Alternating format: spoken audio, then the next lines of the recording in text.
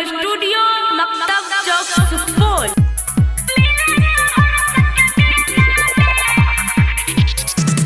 DJ Kanchan Raj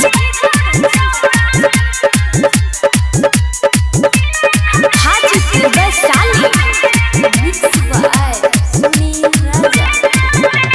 सुना है के प्यारी कहले में यारी बड़ी है न कोनो झमेला में। सुना है के जानू कहले में यारी बड़ी है न कोनो झमेला में। जिलेबी जिलेबी तो यही मोर छौरा मिले सुपौल के मेला में। रसगुल्ला जिलेबी तो यही मोर छौरा मिले सुपौल के मेला में। सुना है के प्यारी कहले में यारी बड़ी है न कोनो झमेला में।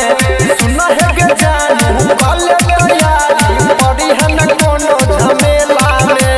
समोसा जिलेबी तो यही मोर छौरा मिले सुपौल के मेला में। झुलुआ जिलेबी तो यही मोर छौरा मिले खगड़िया के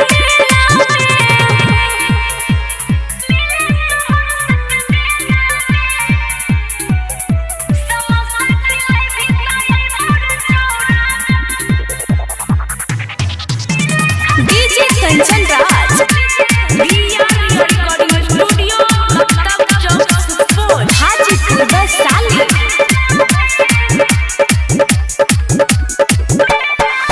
करबो हम वेट जानू करी है न लेट गे।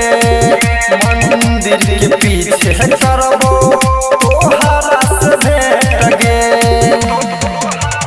सुन करबो हम वेट जानू करी है न लेट गे।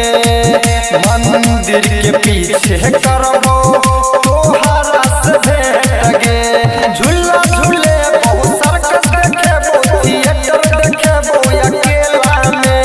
झूला झूले सर्कस देखेबो थिएटर देखेबो अकेला में। गोलगप्पा जिलेबी तो यही मोर छौरा मिले मधेपुरा के मेला में।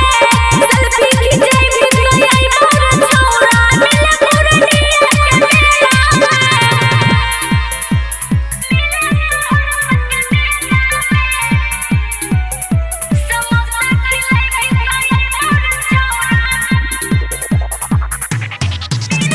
DJ Kanchan Raj recording studio मकतब चौक सुपौल। हाजीपुर वैशाली।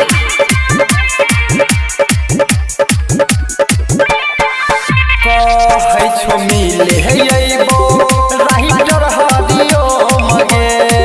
संगे संगे देवी माई के करबै दर्शन गे। हे गई सुन कहै छो मिले है अइबो